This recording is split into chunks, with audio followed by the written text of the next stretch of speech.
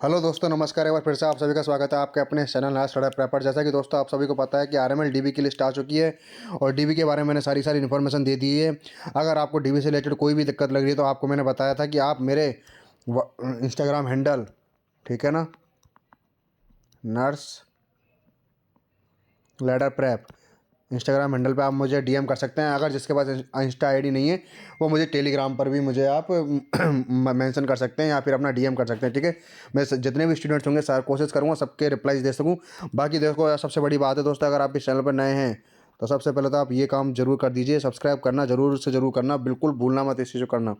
बाकी हम बात कर लेते हैं। बहुत सारे बच्चों के सवाल आ रहे हैं, सर मेडिकल टेस्ट में क्या क्या पूछा जाएगा, सर डॉक्यूमेंट चेक में सर क्या क्या चीज़ें चेक होंगी, उसके अलावा सर की जो कास्ट सर्टिफिकेट होता है सर वो कब तक का इश्यू होना चाहिए। तो सारी चीज़ों के बारे में बात करने वाले, फुल प्रोसेस के बारे में बात करने वाले, डीबी के बारे में। सबसे पहले हम डॉक्यूमेंट चेक के बारे में बात कर लेते हैं। वैसे जैसा कि मैंने पुरानी वीडियो में मैंने बता दिया है पूरा का पूरा, लेकिन फिर भी मैं वो पूरा का पूरा बता देता हूँ। डॉक्यूमेंट चेक में पूरी लिस्ट में आपके सामने सेट कर देता हूँ, ठीक है डियर। सबसे पहले तो आपको 10th एंड 12th की मार्कशीट, ठीक है, ये आप इसी क्रोनोलॉजिकल ऑर्डर में सेट करेंगे, ठीक है ना।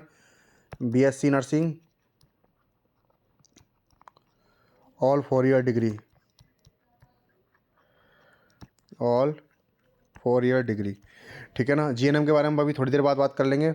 उसके बाद अपना करेक्टर सर्टिफिकेट। बहुत सारे बच्चे कह रहे हैं कि सर करेक्टर सर्टिफिकेट लिखा हुआ नहीं है, लेकिन मैं ये कहूँगा कि आप सेफ साइड है ना, इसको लेके चलना। कॉलेज से मिलता तो ये क्या दिक्कत है लेके जाने में, ये बताइए आप मुझे, ठीक है।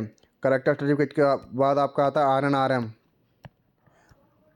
आर एम सर्टिफिकेट होगा, वो आपको लेके जाना है। उसके बाद आपका आता है क्या कहते हैं अपना जो भी अपना प्रोविजनल, जिसके पास डिग्री नहीं आई है वो प्रोविजनल, और जिसके पास डिग्री आ गई है वो डिग्री, ठीक है। ये डॉक्यूमेंट्स। उसके अलावा मैं आपको बता देता हूँ, फ़ोटो, पासपोर्ट साइज, ठीक है, मिनिमम फोर फोटोज़ तो लेके जाना आप। उसके बाद अपना आईडी कार्ड, कोई भी आधार कार्ड हो गया, पैन कार्ड हो गया, या फिर अपना वोटर आईडी हो गया। स्क्रीनशॉट लेना है इसका, आपके पास रहेगा तो आपको याद रहेगा सारी चीज़ें, ठीक है ना। आरएमएल का जो आपने फॉर्म भरा था, ठीक है ना, एप्लीकेशन फॉर्म लिखा हुआ नहीं है, ठीक है, लेकिन फिर भी ले जाना, आपके पास प्रिंट होगा उसका लेके जाना, ठीक है। एडमिट कार्ड, ठीक है। उसके बाद आता है अपना कास्ट सर्टिफिकेट। अगर किसी स्टूडेंट का कास्ट सर्टिफिकेट है तो कास्ट सर्टिफिकेट लेके जाना। वो मैं आपको बता दूँगा कास्ट सर्टिफिकेट कब तक का इश्यू होना चाहिए, ये सारी चीज़ें। उसके अलावा आपको ये सारी की सारी, अब ये जितनी भी मैंने आपको बताया है सारा का सारा, मैं थोड़ा शॉर्ट कर देता हूँ इसको, भले आपके लिए ईजी रहेगा, ठीक है। ये देखो, ये सारा का सारा जो मैंने आपको बताया है, इसकी कम से कम दो कॉपीज़ निकलवा लेना, और सबको क्या कर लेना दोस्तों, सेल्फ अटेस्ट कर लेना, ठीक है ना। ये याद रखना सारा का सारा, ठीक है। डॉक्यूमेंट चेक में ये चेक होंगे। अब उसके बाद आता है कास्ट सर्टिफिकेट का, कि सर कास्ट सर्टिफिकेट जो भी यूपी के अंदर, सबसे बड़ी बात तो जो जिनके पास यूपी डोमिसाइल है उन्हीं के लिए कास्ट सर्टिफिकेट एप्लीकेबल है। Outside the UP, outside UP it's not applicable, ठीक है ना। वो सारे के सारे किस में इंक्लूड होंगे, यूआर में। तो यूआर के लिए जो मैंने डॉक्यूमेंट्स बताए वो सारे के सारे रहेंगे, ठीक है। अब जिनकी जो यूपी के डोमिसाइल है उनके लिए देखो, मैंने एक मैंने आपको बता देता हूँ, सारी चीज़ें लिखा हुआ है साफ साफ, मैंने मार्क भी किया हुआ है। देखो, अनुसूचित जाति, SC ST OBC या फिर EWS के अभ्यर्थी के लिए जाति प्रमाण पत्र उत्तर प्रदेश सरकार द्वारा निर्धारित। EWS सेंट्रल का नहीं चाहिए, स्टेट का ही चाहिए EWS भी, पर स्टेट का भी EWS कौन सा चाहिए, यूपी स्टेट का चाहिए, ठीक है ना दोस्तों। ये चीज़ याद रखना, ठीक है।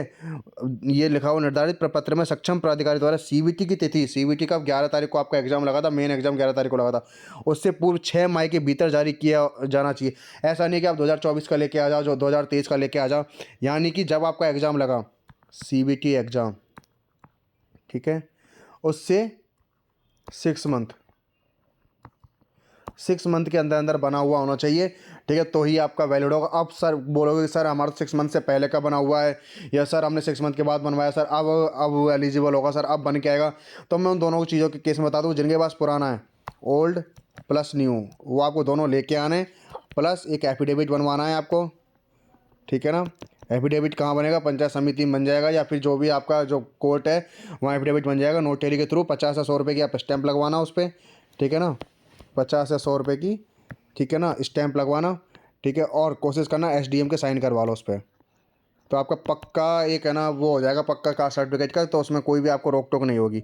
ठीक है डियर, आई होप आपको ये चीज़ समझ में आ गई होगी। पूरा का पूरा मैंने आपको समझा दिया कि कब आपका चाहिए कास्ट सर्टिफिकेट, ठीक है ना, और कैसा कास्ट सर्टिफिकेट चाहिए होगा। ठीक है, उसके अलावा मैं बात कर रहा था इसमें सारी सारी चीज़ मैंने बता दी। अब इसमें मैंने ये बीएससी नर्सिंग जो ऐड किया है ना, आपका ये बोलोगे सर हमने जीएनएम की हुई है। जिन्होंने जीएनएम की हुई है ना, वो जीएनएम की जितने भी जो आपके पास डॉक्यूमेंट्स हैं, डिग्रीज हैं वो सारी, ठीक है। उसके अलावा आपको 2 साल का एक्सपीरियंस, ठीक है, 2 ईयर का एक्सपीरियंस सर्टिफिकेट लगाना हो।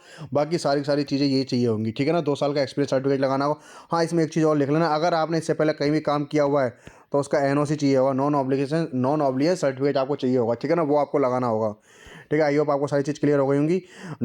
कास्ट सर्टिफिकेट से लेकर सारी चीज़ क्लियर हो गई होंगी, डॉक्यूमेंट से रिलेटेड आपको सारी चीज़ क्लियर हो गई होंगी।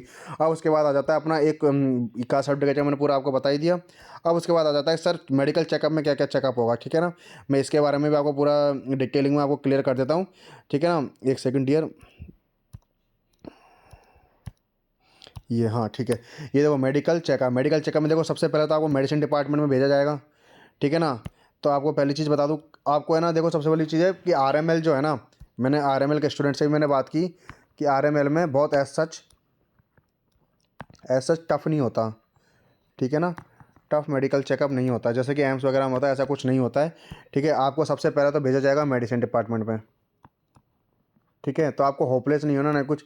वहाँ पे जनरल से आपका टेम्परेचर चेक किया जाएगा, ठीक है, बीपी चेक किया जाएगा। बीपी आपका है ना नॉर्मली 140/90 भी आएगा तो कोई दिक्कत नहीं, लेकिन आपको 140 से ऊपर आएगा ना तो कहीं आपको दोबारा चेकअप के लिए बुलाया जाएगा। तो ये सारी चीज़ तो आपको देखो होपलेस नहीं होना है। और देखो मैं एक बहुत शॉर्ट टर्म चीज़ें बताऊँगा आपको, अगर आपको लग रहा है कि आपको बीपी हाई हो रहा है या उस टाइम पे कुछ हो रहा है तो एक ना टैबलेट ले लेना, कोई दिक्कत नहीं है अमलोडिपिन वगैरह की, जिससे कि आपका बीपी नॉर्मल रहेगा उस टाइम के लिए, जिससे कि आपकी जॉइनिंग में कोई डिले नहीं होगा, ठीक है। टेम्परेचर हो गया, बीपी हो गया, ठीक है ना, ये सारी चीज़ें दिखी जाएंगी। उसके बाद पल्मोनरी का, ठीक है, पल्मोनरी में आपका क्या होगा दोस्तों, चेस्ट एक्सरे हो जाएगा, ठीक है ना, चेस्ट एक्सरे। वो सारी चीज़ें देखने के लिए कि कोई ना कोई लंप वगैरह या फिर कोई भी है ना कुछ टिश्यू या जनरेशन वगैरह कुछ है तो नहीं है, ठीक है। उसके बाद आ जाता है अपना यूरिन सैंपल हो जाएगा। यूरिन सैंपल में क्या देखेंगे, आपका RN RM देखेंगे, ठीक है। उसके अलावा क्या देखेंगे, क्रिएटिनिन वगैरह तो नहीं है, ठीक है। मतलब कि कलर कैसा है यूरिन का, पेल येलो है या फिर क्लीन है, वो सारा सारा ग्रेविटी वगैरह, ठीक है ना, यूरिन ग्रेविटी वगैरह देखेंगे। उसके बाद आ जाता है अपना ऑप्थेल्म। सबसे मेन तो दोस्तों यही होता है, ठीक है। ऑप्थेल्म में आप पूछते हो सर अगर हमारे पास कलर ब्लाइंडनेस है तो सर हमारा सिलेक्शन होगा या नहीं होगा। दोस्तों अब तक तो किसी को रोका हुआ नहीं है, ना ही रोका गया है। लास्ट टाइम भी एक बच्चे को, एक स्टूडेंट को ऐसा कुछ था कलर ब्लाइंडनेस, तो उसको रोका नहीं गया था, फर्दर मेडिकल बोर्ड में भेजा गया था उसको, ठीक है। फर्दर मेडिकल बोर्ड में भेजा गया था, उसका चेकअप वगैरह हुआ था, उसका ट्रीटमेंट चला था, लेकिन उसकी ज्वाइनिंग करा दी गई थी, ठीक है। तो ऐसे जितना हार्ड नहीं होता है, ना ही इतना कुछ टफ होता है। ENT, ठीक है ना, एक अपना ईयर का टेस्ट होता है, ठीक है ना, जो डॉक्टर लिख के देता है। और यही सारे बहुत जनरल से टेस्ट होते हैं, सारा का सारा मैंने यही कुछ लिखा हुआ है। देखो मेडिकल चेकअप में सारा का सारा देखो, मेडिसिन का मैंने आपको बता दिया, रेस्पिरेटरी का मैंने बता दिया, यूरिन का मैंने आपको बता दिया, ऑप्थेल्म का मैंने बता दिया, ENT का मैंने बता दिया। ऐसा सच ना स्क्रोटल हर्निया वगैरह का किसी किसी जगह देख लेते हैं, ठीक है ना, स्क्रोटल हर्निया वगैरह का। और फीमेल्स जो होती हैं, है ना, फीमेल्स में लंप वगैरह वो देख लेते हैं, और एक UPT टेस्ट करा के देख लेते हैं, ठीक है ना, प्रेगनेंसी वगैरह तो नहीं है। ये सारी चीज़ें देख लेते हैं। आई होप आपको ये सारी चीज़ क्लियर हो गई। अब उसके बाद लास्ट में मैं आपको एक और चीज़ क्लियर कर देता हूँ। ये सारी चीज़ें क्लियर होने के बाद है ना, अब आपके मन में कई बार सवाल आता है कि सर ज्वाइनिंग कब तक दे देंगे। तो लास्ट टाइम जो स्टूडेंट्स की ज्वाइनिंग हुई थी 1 से 1.5 महीने के अंदर, ये है ना DB कराने के 1 से 1.5 महीने के अंदर ये ज्वाइनिंग करा देते हैं, ठीक है ना। तो आपको इतना ज़्यादा घबराने की ज़रूरत है नहीं, ठीक है। बाकी मैंने सारा मेडिकल का आपको पूरा प्रोसेस बता दिया, डॉक्यूमेंट्स का मैंने आपको पूरा प्रोसेस बता दिया है। आई होप आपको सारे के सारे डाउट्स क्लियर हो गए होंगे। अगर फिर भी आपको कोई डाउट लगता है तो जैसा कि मैं आपको हर बार कहता हूँ, नर्स लेटर प्रेप, यहाँ पर आप मुझे DM कर सकते हैं, इंस्टा हैंडल है ये मेरा, ठीक है ना। आप फॉलो करना इसको, और आप मुझे कोई भी आपकी पर्सनल क्वेरीज हो, कुछ भी, तो आप मुझे DM कर सकते हैं, आपकी सारी सारी क्वेरी रिजॉल्व की जाएगी, ठीक है डियर। बाकी बस यार सबसे बड़ी चीज़ ये ध्यान रखना, चैनल को सब्सक्राइब करना बिल्कुल भी मत भूलना, ठीक है। आपके लिए तुरंत की तुरंत अपडेट लेके आता हूँ, सारे सारे डाउट्स आपके क्लियर करता हूँ। Thank you so much dear.